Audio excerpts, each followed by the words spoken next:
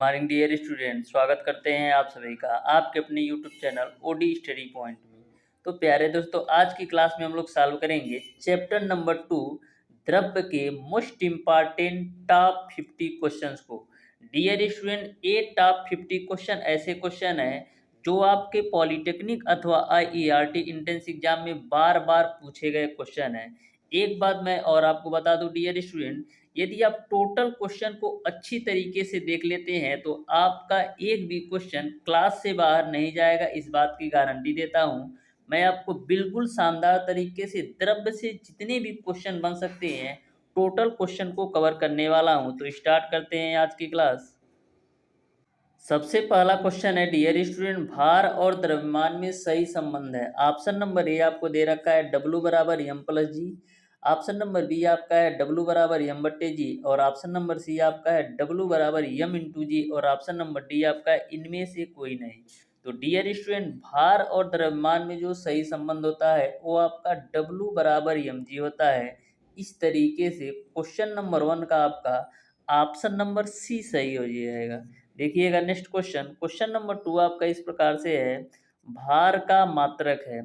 Option number A आपको दे रखा है किलोग्राम। ऑप्शन नंबर बी आपका है ग्राम है। ऑप्शन नंबर सी आपका जूल है। और ऑप्शन नंबर डी आपका है न्यूटन है। तो भार का जो मात्रक होता है वो आपका न्यूटन होता है। इस तरीके से क्वेश्चन नंबर 2 का ऑप्शन नंबर डी सही हो जाएगा। देखिएगा डियर स्टूडेंट, क्वेश्चन नंबर 3। तो क्वेश्चन नंबर 3 आपका इस प्रकार से है, पृथ्वी पर गुरुत्वाकर्षण जी का मान होता है। ऑप्शन नंबर ए आपको दे रखा है 10 मीटर प्रति second square. Option number B आपका है 12 मीटर प्रति सेकंड स्क्वायर। और ऑप्शन नंबर सी आपका है 9.8 मीटर प्रति सेकंड स्क्वायर। और ऑप्शन नंबर डी आपका है 9.5 मीटर प्रति सेकंड स्क्वायर।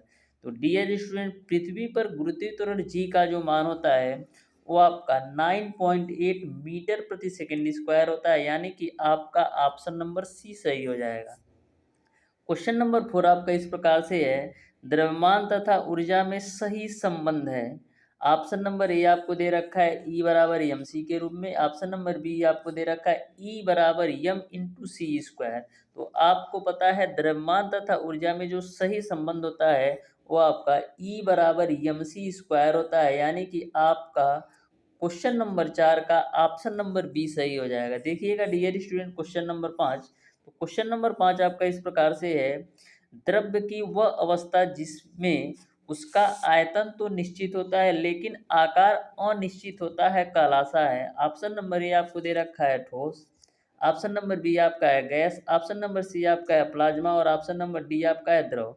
तो मैंने आपको बताया था कि द्रव्य की वह अवस्था जिसमें उसका आयतन तो निश्चित होता है लेकिन आकार अनिश्चित होता है उसे हम द्रव कहते हैं, यानी कि क्वेश्चन नंबर 5 का आपका ऑप्शन नंबर डी सही हो जाएगा।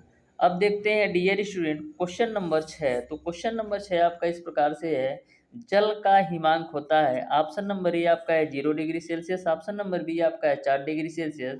और ऑप्शन नंबर सी आपका है -4 डिग्री सेल्सियस। और ऑप्शन नंबर डी आपका है 100 डिग्री सेल्सियस। तो डियर स्टूडेंट, जो जल का हिमांक होता है वो तो आपका होता है 0 डिग्री सेल्सियस, यानी कि क्वेश्चन नंबर 6 का ऑप्शन नंबर ए सही हो जाएगा। एक बात और ध्यान में रखिएगा डियर स्टूडेंट, कि जो आपका जल का क्वथनांक होता है वो आपका 100 डिग्री सेल्सियस होता है। जो आपका जल का क्वथनांक होता है वो आपका 100 डिग्री सेल्सियस होता है। और जो जल का घनत्व होता है वो आपका 4 डिग्री सेल्सियस होता है। तो इस क्वेश्चन से दो क्वेश्चन और आपके बने। पहला, जल का जो क्वथनांक होता है वो आपका 100 डिग्री सेल्सियस होता है। और जो जल का अधिकतम घनत्व होता है वो आपका 4 डिग्री सेल्सियस होता है। देखिएगा नेक्स्ट क्वेश्चन। नेक्स्ट क्वेश्चन आपका है, अशुद्धि की उपस्थिति में क्वथनांक। ऑप्शन नंबर ए आपका है घट जाता है। ऑप्शन नंबर बी आपका है स्थिर रहता है। ऑप्शन नंबर सी आपका है बढ़ जाता है। और ऑप्शन नंबर डी आपका है इनमें से कोई नहीं। तो डियर स्टूडेंट, अशुद्धि की उपस्थिति में जो आपका क्वथनांक होता है वो आपका बढ़ जाता है, यानी कि क्वेश्चन नंबर 7 का ऑप्शन नंबर सी सही हो जाएगा। देखते हैं डियर स्टूडेंट, क्वेश्चन नंबर 8। तो क्वेश्चन नंबर 8 आपका है, कौन सा पदार्थ ऊर्ध्वपातन नहीं है। क्वेश्चन को आप ध्यान से पढ़िएगा। पूछा है कौन सा पदार्थ ऊर्ध्वपातन नहीं है। तो आपको पता है नौसादर भी ऊर्ध्वपातन का उदाहरण है, कपूर भी ऊर्ध्वपातन का उदाहरण है, और आयोडीन भी ऊर्ध्वपातन का उदाहरण है। तो कौन सा पदार्थ ऊर्ध्वपातन नहीं है? क्लोरीन आपका ऊर्ध्वपातन नहीं है। इस तरीके से क्वेश्चन नंबर 8 का ऑप्शन नंबर ए सही हो जाएगा। डियर स्टूडेंट, ऊर्ध्वपातन का जो डिफिनीशन होता है, ऐसे पदार्थ जिनको आप गर्म करते हैं तो बिना द्रव अवस्था में आए सीधे गैस अवस्था में चले जाएं, उसको हम बोलते हैं ऊर्ध्वपातन क्रिया। तो यह बात आपको समझ में आया होगा। देखिएगा क्वेश्चन नंबर, देखिएगा डियर स्टूडेंट, तो क्वेश्चन नंबर 9 आपका इस प्रकार से है, द्रव्य का ताप बढ़ाने से उसके अणुओं की गतिज ऊर्जा, ऑप्शन नंबर ए आपका है घटती है, ऑप्शन नंबर बी आपका है बढ़ती है, ऑप्शन नंबर सी आपका है शून्य हो जाती है, और ऑप्शन नंबर डी आपका स्थिर रहती है। तो द्रव्य का ताप बढ़ाने पर उसके अणुओं की जो गतिज ऊर्जा है वो आपका बढ़ती है, यानी कि क्वेश्चन नंबर 9 का आपका ऑप्शन नंबर बी सही हो जाएगा। देखिएगा डियर स्टूडेंट क्वेश्चन नंबर 10, तो क्वेश्चन नंबर 10 आपका है, भू प्रॉपर्टी में सर्वाधिक मात्रा में पाई जाने वाली धातु है। ध्यान से क्वेश्चन को पढ़िएगा। पूछा है भू प्रॉपर्टी में सर्वाधिक मात्रा में पाई जाने वाली धातु जो है वो तो आपका है एल्युमिनियम, यानी कि क्वेश्चन नंबर 10 का ऑप्शन नंबर ए सही हो जाएगा। लेकिन यदि आपसे यह पूछ लिया जाता कि भू प्रॉपर्टी में सर्वाधिक मात्रा में पाई जाने वाली अधातु क्या है, तो अधातु आपका ऑक्सीजन है। तो दोनों बात ध्यान में रखना है। यदि भू प्रॉपर्टी में सर्वाधिक मात्रा में पाई जाने वाली धातु पूछे तो एल्युमिनियम होगा, और अधातु पूछे तो आपका ऑक्सीजन होगा। तो दोनों बात को आप ध्यान में रखिएगा। देखिएगा डियर स्टूडेंट क्वेश्चन नंबर 11 है, तो क्वेश्चन नंबर 11 आपका है, मानव शरीर में सबसे अधिक मात्रा में पाए जाने वाला तत्व है। तो मानव शरीर में सबसे अधिक मात्रा में जो पाए जाने वाला तत्व है वो आपका है ऑक्सीजन, यानी कि क्वेश्चन नंबर 11 का ऑप्शन नंबर ए सही हो जाएगा। देखते हैं dear student question number 12। Question number 12 में आपको फिटकरी का रासायनिक सूत्र बताना है। तो बताना है कि फिटकरी का रासायनिक सूत्र क्या होता है। यह क्वेश्चन मैक्सिमम बार आपके पॉलिटेक्निक अथवा आईईआरटी एंट्रेंस एग्जाम में पूछा गया क्वेश्चन है। तो ध्यान से समझिएगा कि फिटकरी का रासायनिक सूत्र क्या होता है। तो डियर स्टूडेंट फिटकरी का रासायनिक सूत्र होता है K2SO4 Al2SO4 का थ्रायस इंटू आपका होता है 24H2O। तो ध्यान में रखिएगा, फिटकरी का जो रासायनिक सूत्र होता है K2SO4 Al2SO4 का थ्रायस इंटू का 24H2O होता है। क्वेश्चन नंबर 13 आपका है, निम्न में से भौतिक परिवर्तन का उदाहरण है। ऑप्शन नंबर ए आपका है मोमबत्ती का जलना, ऑप्शन नंबर बी आपका है बर्फ का पिघलना, ऑप्शन नंबर सी आपका है दूध से दही का बनना, और ऑप्शन नंबर डी आपका है सिरके का बनना। तो मैंने आपको बताया था कि बर्फ का पिघलना जो होता है वो आपका भौतिक परिवर्तन होता है। भौतिक परिवर्तन एक ऐसा परिवर्तन होता है जिससे आप क्या करते हैं, एक पदार्थ से एक दूसरा नया पदार्थ बनाते हैं। तो आप नए पदार्थ से पुनः आप प्रारंभिक पदार्थ पा सकते हैं, उसको हम बोलते हैं भौतिक परिवर्तन। यानी कि भौतिक परिवर्तन में यदि आप प्रारंभिक पदार्थ से कोई नया पदार्थ बनाते हैं, पुनः आप नया पदार्थ से प्रारंभिक पदार्थ पा सकते हैं, उसको हम बोलते हैं भौतिक परिवर्तन। रासायनिक परिवर्तन एक ऐसा परिवर्तन होता है जिसमें आप प्रारंभिक पदार्थ से तो नया पदार्थ बना सकते हैं, लेकिन नया पदार्थ से पुनः आप प्रारंभिक पदार्थ नहीं बना सकते हैं। तो दोनों बात आप ध्यान में रखिएगा। यदि वो पिछली वीडियो आपने नहीं देखा है तो जरूर देखिएगा, वहाँ पर मैंने थ्योरी पार्ट को अच्छी तरीके से कवर किया है। देखिएगा dear student question number 14, question number 14 आपका है, अणुओं की गतिज ऊर्जा के बढ़ने का सही क्रम है। तो अणुओं की गतिज ऊर्जा के बढ़ने का जो सही क्रम है वो आपका ठोस, द्रव व गैस के रूप में है। यानी कि जो सबसे कम अणुओं की जो गतिज ऊर्जा होती है वो आपका ठोस में, उससे ज़्यादा द्रव में, और सबसे ज़्यादा गैस में होता है। तो ध्यान में रखिएगा कि अणुओं की गतिज ऊर्जा के बढ़ने का क्रम ठोस, उसके बाद द्रव, उसके बाद गैस आता है। अब डियर स्टूडेंट मैं आपको ट्रिक बता देता हूँ कि अणुओं के गतिज ऊर्जा बढ़ने का क्रम या स्थितिज ऊर्जा बढ़ने का क्रम या आकर्षण बल। मैं एक ट्रिक आपको बताऊंगा, आपको सारे कॉन्सेप्ट क्लियर हो जाएंगे। जैसे यहाँ से आप डियर स्टूडेंट देख सकते हैं, यहाँ से आप देख सकते हैं डियर स्टूडेंट, अंतरा आणुक स्थान के बढ़ने का क्रम पूछे या अणुओं की स्थित गतिज ऊर्जा बढ़ने का क्रम पूछे। ध्यान में रखिएगा, चाहे आपसे अंतरा अणुक स्थान के बढ़ने का क्रम पूछे या अणुओं की गतिज ऊर्जा के बढ़ने का क्रम पूछे, तो हमेशा आपका ठोस, द्रव, गैस के रूप में होता है। यानी कि सबसे कम ठोस का होता है, उससे ज़्यादा द्रव का होता है, और सबसे ज़्यादा गैस का होता है। तो ध्यान में रखिएगा, अंतरा अणुक स्थान के बढ़ने का क्रम पूछे, चाहे अणुओं की गतिज ऊर्जा बढ़ने का क्रम पूछे, तो सबसे कम ठोस का, उससे ज़्यादा द्रव का, और सबसे ज़्यादा गैस का होता है।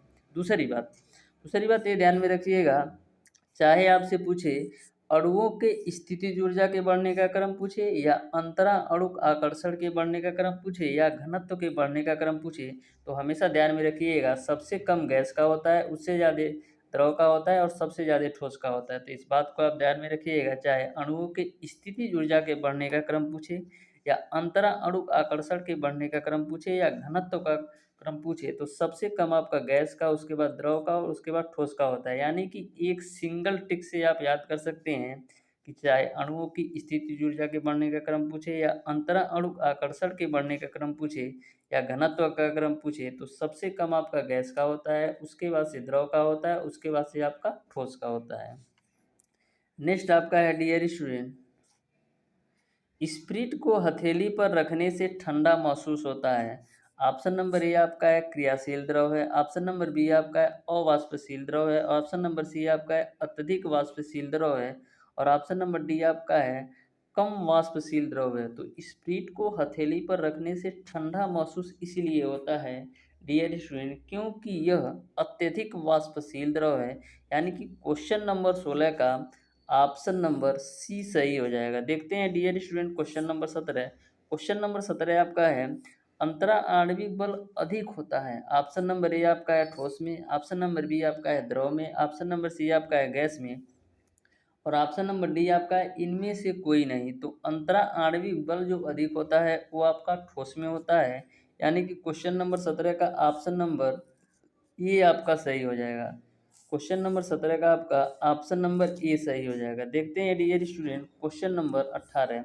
तो क्वेश्चन नंबर 18 आपका इस प्रकार से है, क्वेश्चन नंबर 18 आपका इस प्रकार से है, जिस ताप पर द्रव का वाष्प दाब वायुमंडलीय दाब के बराबर हो जाता है उस ताप को कहते हैं। तो जिस ताप पर द्रव का वाष्प दाब वायुमंडलीय दाब के बराबर होता है उसको हम बोलते हैं क्वथनांक। यानी कि क्वेश्चन नंबर 18 का आपका ऑप्शन नंबर सी सही हो जाएगा। देखते हैं डियर स्टूडेंट क्वेश्चन नंबर 19।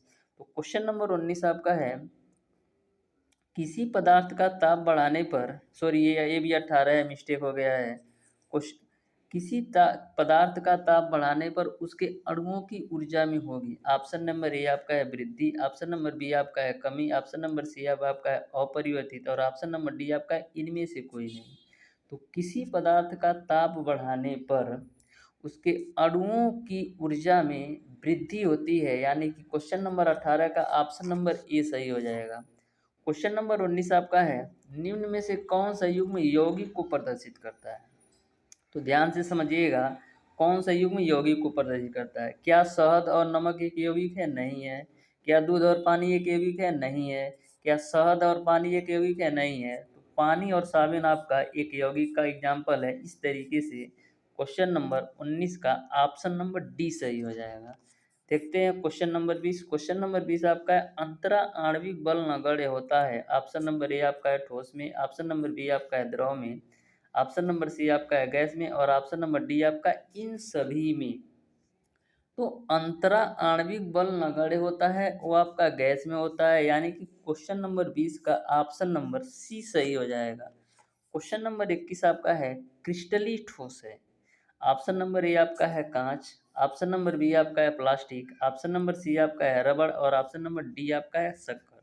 तो जो आपका क्रिस्टली ठोस होता है वो आपका शक्कर होता है। यानी कि क्वेश्चन नंबर 21 का ऑप्शन नंबर डी सही हो जाएगा। क्वेश्चन नंबर 22 आपका है, प्रेशर कुकर में खाना जल्दी पक जाता है क्योंकि।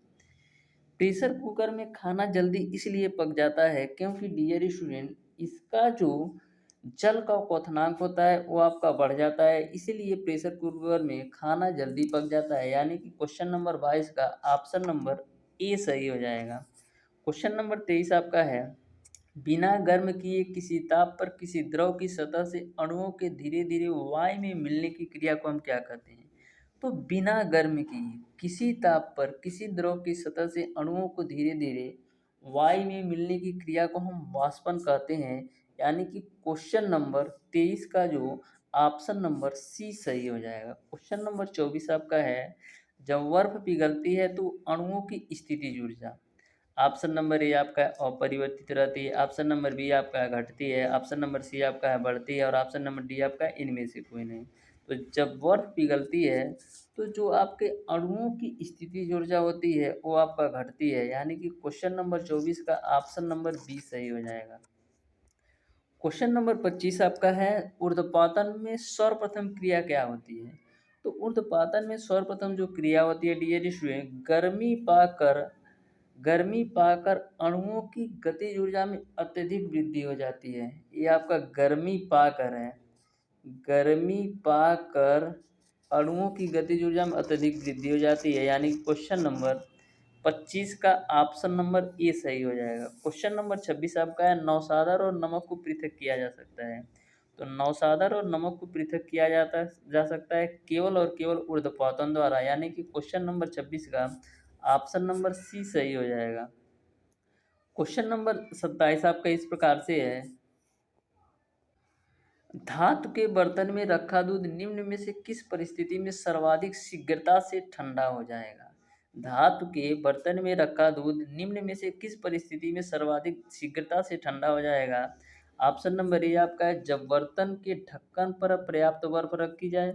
ऑप्शन नंबर बी आपका है, जब दूध के बर्तन को बर्फ की सिल्ली पर रखा जाए। और ऑप्शन नंबर सी आपका है, जब बर्फ को बर्तन के चारों ओर रखा जाए। तो आपको पता है कि धातु के बर्तन में रखा दूध अतिशीघ्र ठंडा कब होगा? जब बर्फ को बर्तन के चारों ओर रखा जाए, यानी कि क्वेश्चन नंबर 27 का ऑप्शन नंबर सी सही हो जाएगा। इस तरीके से डियर स्टूडेंट, आज की क्लास में मैंने आपको चैप्टर नंबर 2 द्रव्य से जितने भी क्वेश्चन आपके पॉलिटेक्निक अथवा आईईआरटी एंट्रेंस एग्जाम में बन सकते हैं, टोटल क्वेश्चन को कवर कर लिया हूँ। एक बात मैं आपको बता दूं, जितने भी क्वेश्चन मैंने सॉल्व करवाया है, इतने क्वेश्चन आप अच्छी तरीके से देख कर जाते हैं तो आपके पॉलिटेक्निक अथवा आईईआरटी एंट्रेंस एग्जाम में द्रव्य से कोई सा भी क्वेश्चन पूछ लिया जाए, आपसे छूटेगा नहीं, इस बात की गारंटी है। इसी तरीके से डियर स्टूडेंट, मैं प्रत्येक चैप्टर का बेसिक कॉन्सेप्ट को कवर करते हुए उस चैप्टर से कितने क्वेश्चन आपके पॉलिटेक्निक अथवा आईईआरटी एंट्रेंस एग्जाम में बन सकते हैं, टोटल क्वेश्चन का सॉल्यूशन करवाता हूँ। डियर स्टूडेंट, एक बात और मैं बता दूं, बहुत से चैनल वाले करते क्या हैं, जितना बुक में क्वेश्चन दिया है, टोटल क्वेश्चन का सॉल्यूशन करवा दिए, बस काम हो गया। लेकिन ऐसा मैं नहीं करता हूँ। सबसे पहले डियर स्टूडेंट, उस चैप्टर के थ्योरी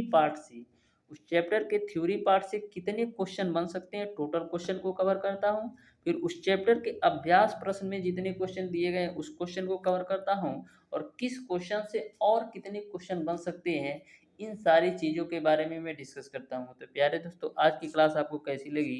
यदि वीडियो पसंद आया तो वीडियो को लाइक और चैनल को सब्सक्राइब जरूर कीजिएगा।